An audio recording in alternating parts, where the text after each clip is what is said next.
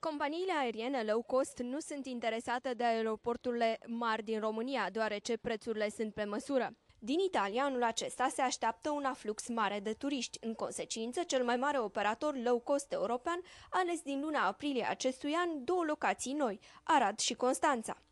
Managerul aeroportului din Arad, Dan Bălăcel, ne explică de ce s-a ales ruta Arad-Milano.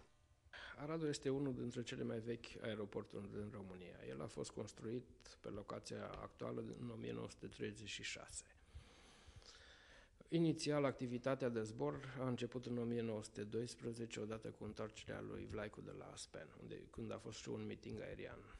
Un alt eveniment important s-a petrecut în 17 septembrie 1922, când prin Arad a trecut primul zbor transcontinental, pe ruta Paris, Strasbourg, Praga, Viena, Budapesta, Arad, București, Constantinopole. Aeroportul Arad era supranumit Bricu Mircea a aviației.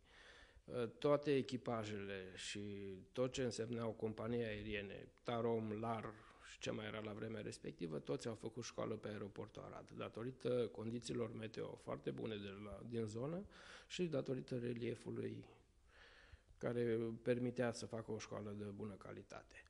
Pentru cele 3 zboruri săptămânale, Arad-Bergamo și Constanța-Pisa, biletele se vând doar online, singura modalitate de plată fiind cea electronică. Le-am cumpărat de pe internet din Bologna, doar că vin pe zborul Milano, Arad.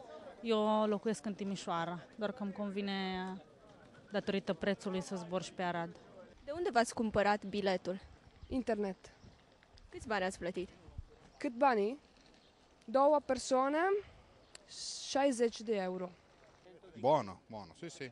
Sì, sì. Perché? Perché è veloce, è partito in tempo, è arrivato puntuale, tutto a posto. Deoarece numărul de pasageri este în creștere, Ancona sau Treviso vor fi cele două noi destinații. Noi am început acum un studiu de piață pentru Italia și, bineînțeles, și pentru alte destinații. Pentru Italia, cele mai bune rezultate le-am obținut spre destinațiile Ancona și Treviso. Sperăm că în viitorul foarte apropiat să reușim să atragem o companie pentru a face aceste zboruri. Iar pentru alte destinații, sperăm că va fi ori Parisul, ori Londra. În prezent, prețul unui bilet începe de la 13 euro pentru ruta Arad-Milano și de la 18 euro pentru ruta Constanța-Pisa.